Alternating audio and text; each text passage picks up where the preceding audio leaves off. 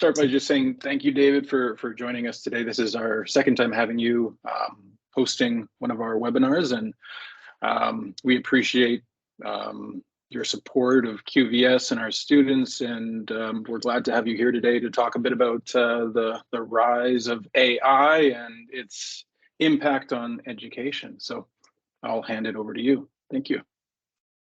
Hi. Thank you, Tim. Just to kind of get started with this here, so we have some background information.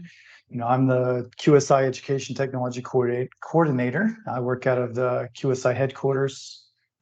And can y'all hear me? Am I even on? My microphone's not moving. Okay, just making sure. Things on my side look weird. I'm just, all right, back to what I was saying. I work out of the QSI headquarters in Malta. Big responsibility to, start and focus all the schools, so all 38 schools, I guess now, including QBS. But just to, we're talking about artificial intelligence today, and I'm just going to throw it out there first. I am in no way an expert at this. I am not, I wouldn't consider myself an expert in anything, but when it comes to trying to learn and understand some of these new technologies that are available, I do my best to try to keep up with what's happening. I do really, really love the way QSI, the way we do teach, and hopefully through this you'll see how we shouldn't be afraid of AI as we go through. So the big question that we have to think about when we're talking about AI in education here is it a friend or is it a foe? We've got to understand that artificial intelligence is nothing new. It's been around for a while. The only thing that's new about it is it's gotten better. And it is the one question I always get from teachers especially is it going to replace me? Like, am I going to be replaced by a teacher? Is a teacher going to be replaced by a computer? And it was kind of funny that I was thinking about that because I was watching a news clip this morning, and they actually were talking about some things that are happening over in the US. And one of the people on the show said that they expect the teaching profession will be gone because computers will take it over. And honestly, if all we're doing is teaching basic knowledge, if we're just having, there's no real thought, there's no critical thinking that's brought in, sure, a computer can do that. So what we're gonna answer these four topics here. What is AI? What can it do? The concerns within education, and then the most important part is what can parents do? What are the talks you should have with your children about the use of these programs going forward? So what is AI? Now, AI is short for artificial intelligence. It is a simulation of human intelligence processes by machines. So basically what that means is it is a computer program that is, it's not a robot, it's a program. So it's if you see a robot and you're thinking like Terminator or something like that, yes, the Terminator is the machine, and then the computer programming inside of its components are it's the artificial intelligence side of it. So what it is a artificial intelligence is a way for humans to program a computer to try to simulate the thoughts of humans, to do what we do, what our brain does.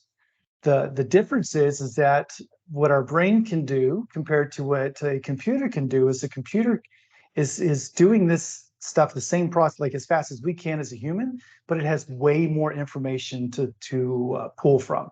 So for example, if you truly know, like if you know, for example, cricket, like I know nothing about cricket. I've had someone try to explain it to me. I still didn't understand it. I'm like, I kept going, so it's like baseball. No, it's not like, well, kind of, it's like this and that.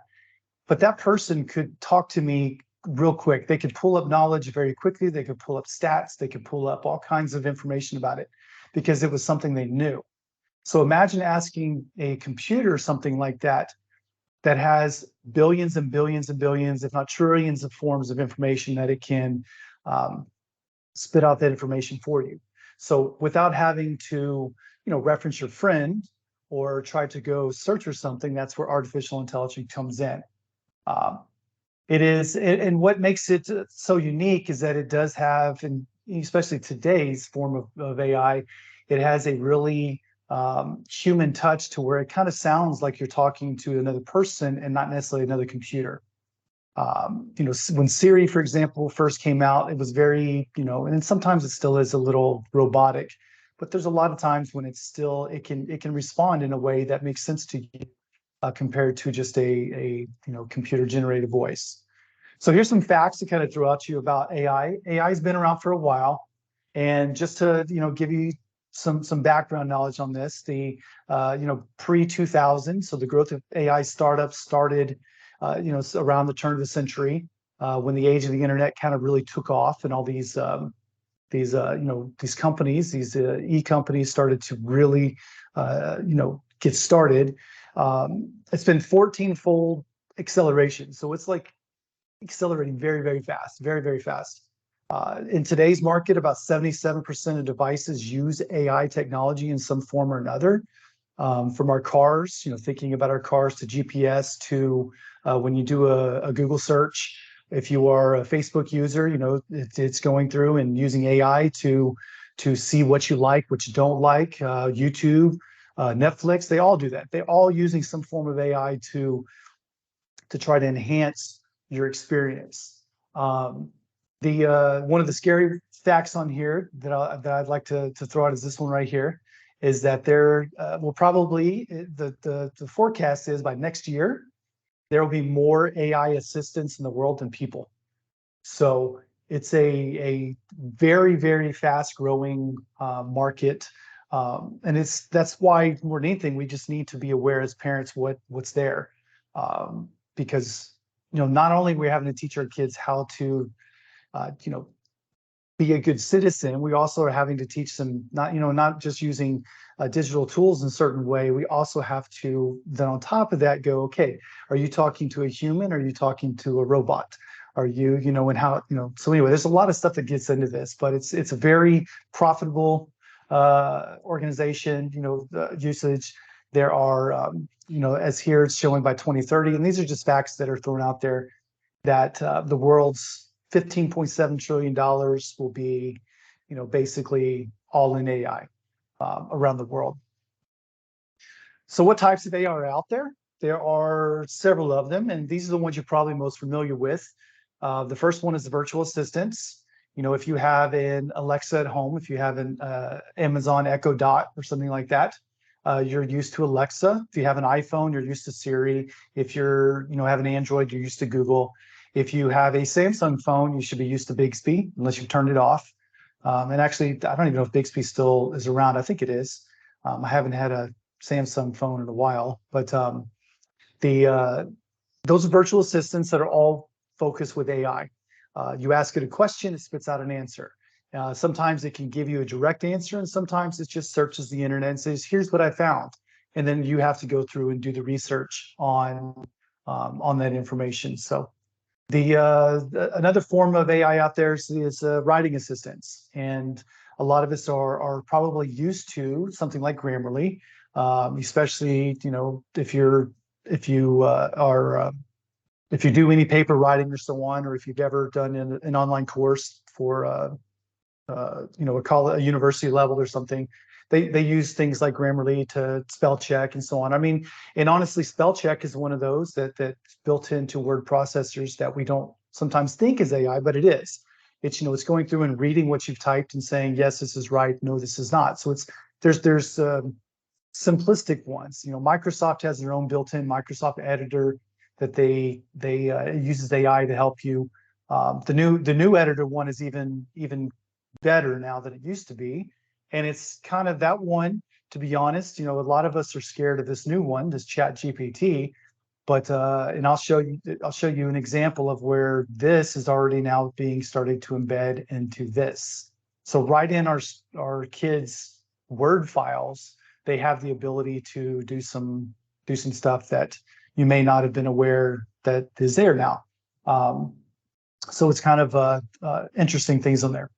The last one, this is one, the reason I'm just showing these three, because these are what we most think of when we're looking at in education. So But the last one is this new one. Is this chatbots. Chatbots have been around for a while.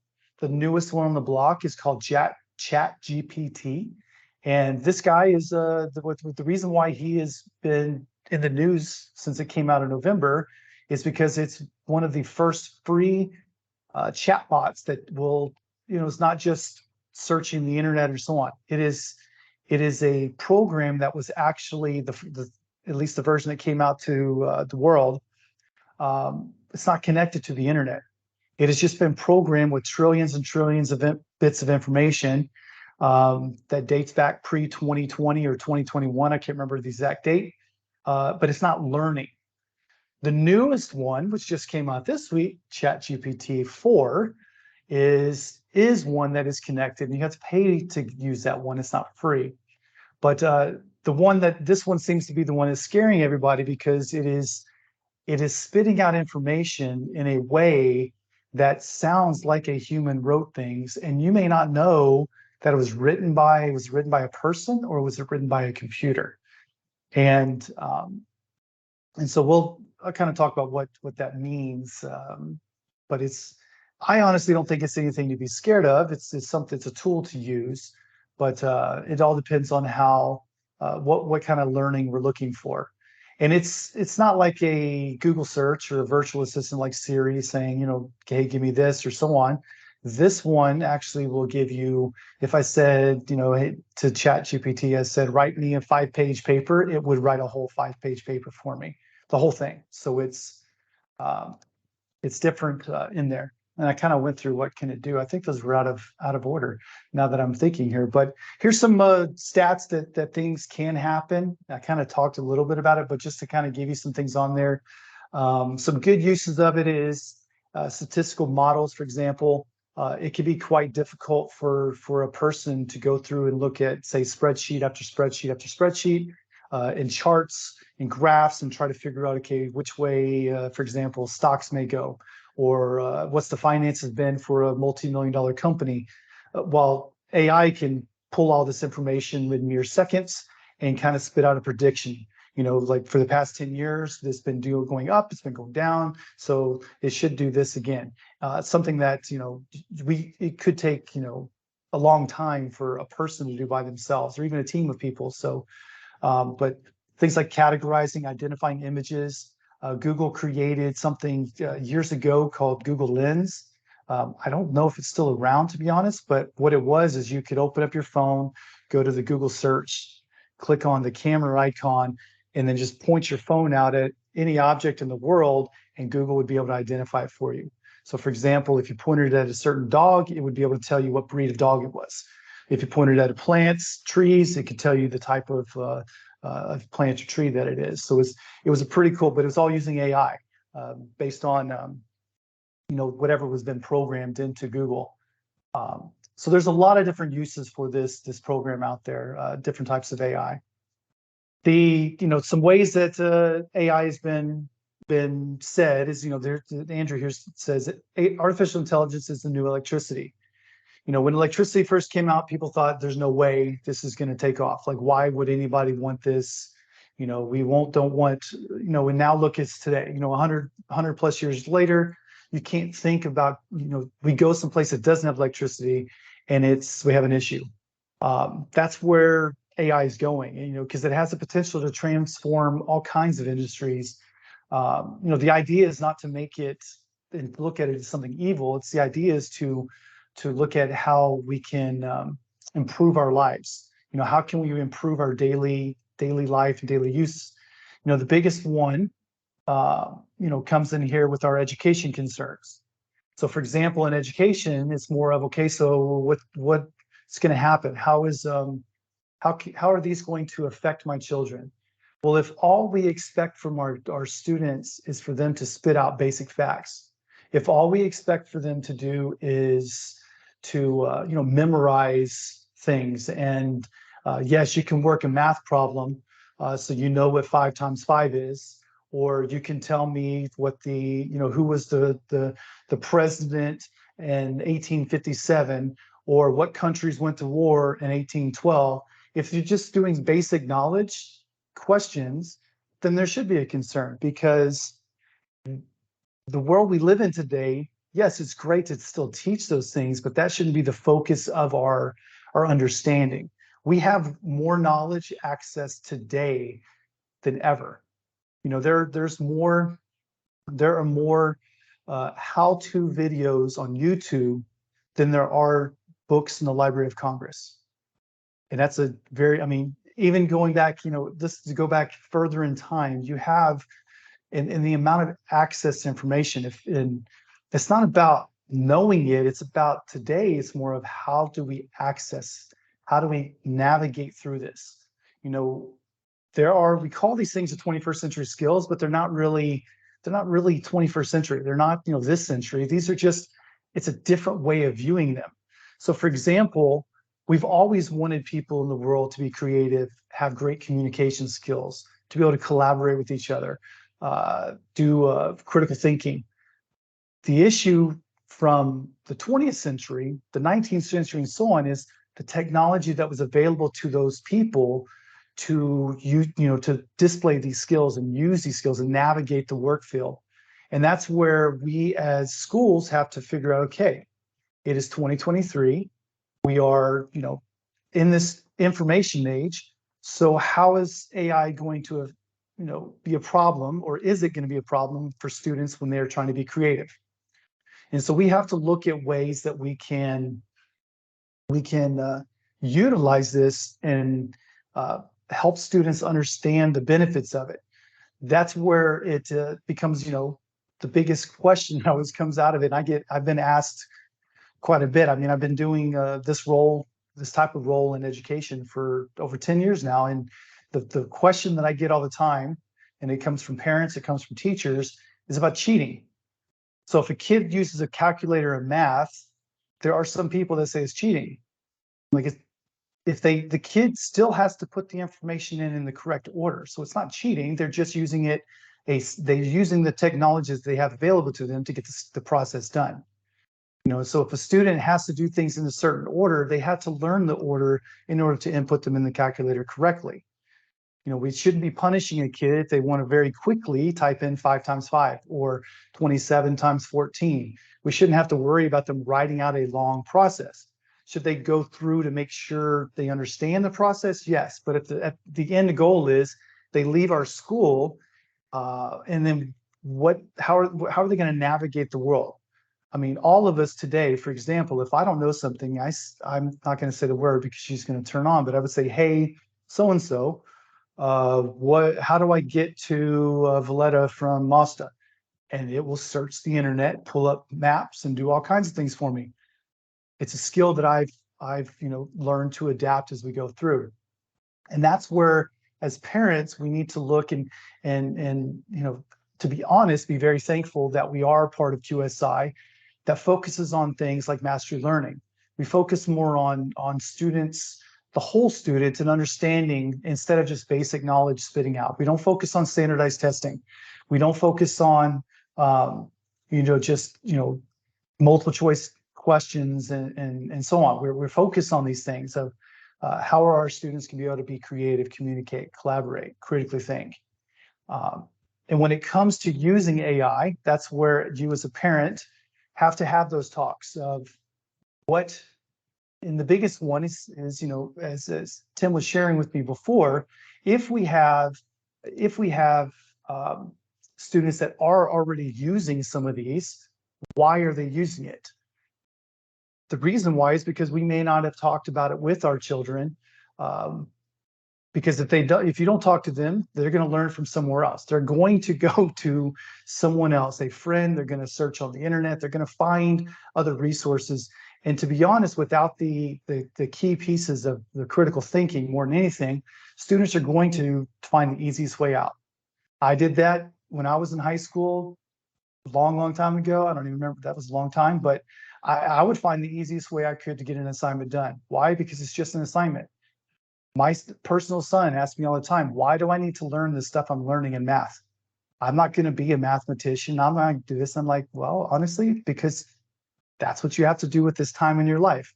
And so if he could very quickly spit out information just to get an assignment done, then he's going to do it. And it's not his fault for doing that. It's not, anybody's fault. It's more of the questioning on it. So the biggest one in the conversations that I've had, and I'm just going to share as a parent personally, is with my children, when I talk about using computers and using technology or even using this AI stuff now, is what would you, if it's not your work, can you take credit for it? What is it? How would you feel if somebody, for example, you created a song, you created a movie, you wrote a poem, you did anything, and then someone else takes that and then takes it on their own? Is it right for me to go to the store and say, you know what? I really feel like some M&Ms. I'm just going to take those and walk out. It's the same, that's the same conversations, and it starts to click with them in understanding that, okay, I understand what you're saying. Yes, the computer can write a paper for me, but is that paper something that I would have done? Would I be proud of it? Would I, really want to be able to share this? And can I talk about it? Do I truly understand? Because all you're doing, and this, again, saying this to my children, all you're doing is you are handicapping yourself. You are just taking the very easiest way out without having to know any information. And it's not going to help you in the future. That skill of just saying, okay, yeah, I'm just going to write this paper for me. Who knows in a future job if they're going to need a skill of that, comparisons, or if they're going to need to be able to understand the proper grammar when it's put into text form. So it's a hard thing to connect, but a lot of times, depending on how you talk with your kids about it, and you'll know your children better than anyone. It's more of that's where you have to really kind of look at it. So, does anybody have any thoughts or questions? I mean, I could ramble on forever on some of this stuff, but it's more than anything, just wanting to kind of give you some thoughts and ideas out there of what is available. And to be honest, as a parent, the biggest thing that you need to do is just be in the news and the understanding of what's there and have those conversations. I remember the first time, for example, when Snapchat came out. At the time, my child was very young at the time when Snapchat came out, so I knew he wasn't using it. But my students in the classroom were kind of shocked that I knew what it was. I'm like, why wouldn't I know what it was? Y'all are using it. I think I should know what's going on with it. So it's anyway, those are some thoughts on that. Yeah, I think that is a challenge, huh? Because there's so much new coming out. Our children know more than I do. Yeah, I that's cannot true. keep track. I cannot keep track on it anymore. I actually go to our daughters and ask them, listen, can you show me how that works? Can you explain to me what that is? And it's not anymore that father and mother are the ones who know and can help Who out. explain things. Yeah, that's true. Yeah. And that, how do we manage this one? Yes, and that's and honestly, being on both sides of it, as being a working with teaching other people about this and being a parent, there's really that's honestly one of the best things to do is and that's where, if you have the conversations with, hey, how do you know that? Have you heard about this? Are you using it? How have you used it? Like, and honestly, the one question that comes back is why? Why would you use that? And you'll be amazed the conversations that will come out of that. And coming from someone that wants to promote the use of technology, because our kids they're in a digital world. These are kids that all of our kids they've lived in the age of the internet. They don't know a world without the internet. They do not know the world without these digital tools. And so if we do not help them navigate this and have conversations, even if we feel uncomfortable with it, they're gonna, like I said in that last slide, they're gonna find it from somewhere else, and most of the time that someone else is going to be a bad influence. So You think so? Yeah, there'll be a bad influence. Potentially, yes, but you in general, yes, not. potentially. I'm not saying always, but yes, potentially. It's the The first instances, for example, of us using, I can go back to my first couple of years of teaching. I had a lot of teachers that did not want to ever take their kids to computer lab. So this is 2002, 2003. And the big question was why? And the number one question was because the kids will search for porn. And I was teaching 10 and 11-year-olds at the time. And I'm like, you do know there's more on the internet than just that. Like, it's not, that's like less than 0.5% of what's there.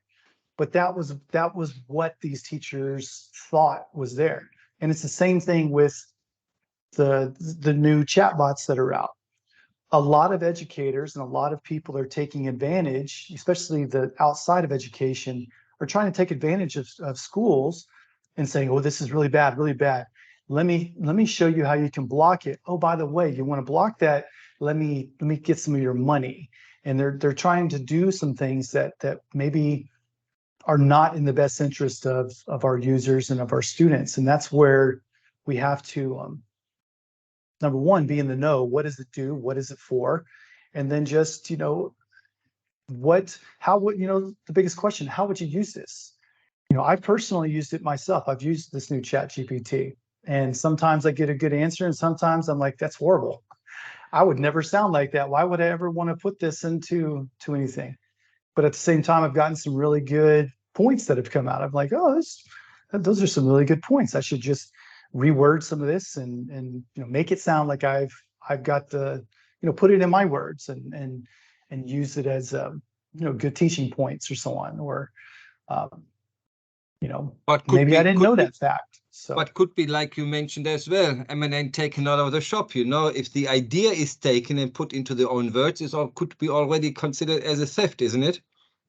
Or not being fair. I think talking to children about porn or about drugs and smoking or whatever is out there, I don't know.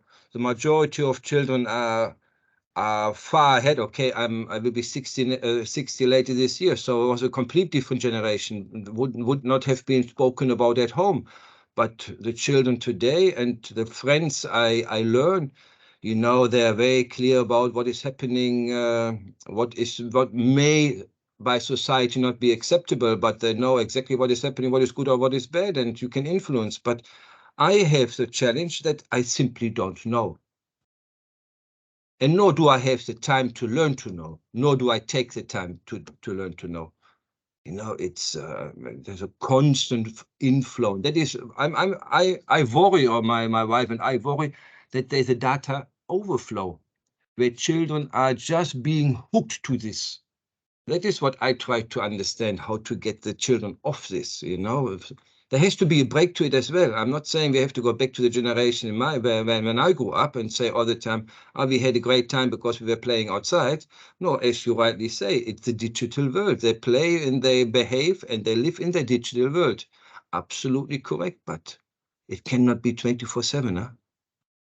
Yes, but again, I think you cannot influence this. No, you I can can't. Just try to understand and to talk about it. Yes. Yeah.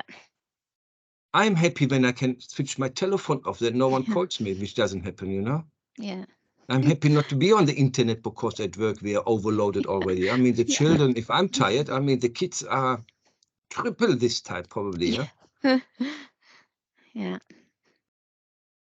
But I appreciate, David, what you did. Thank you very much indeed. Thank you very much, David. Yeah. Yeah, I think thank you, Tim, for organizing this. Yeah. Oh, my pleasure. I thought that was a very engaging and comprehensive look in a short period of time. It's something that's really developing quickly, and I think it's just very good for us to have these kinds of sessions and talk about these things as a community and do our best for the students and the children, and that's what we always try to do. So David, thank you again, and we appreciate it, and thank you both for joining us today. Absolutely. Thank you. Thank you. Have a nice day. Thank you. Bye-bye. Bye. Bye-bye. Ciao.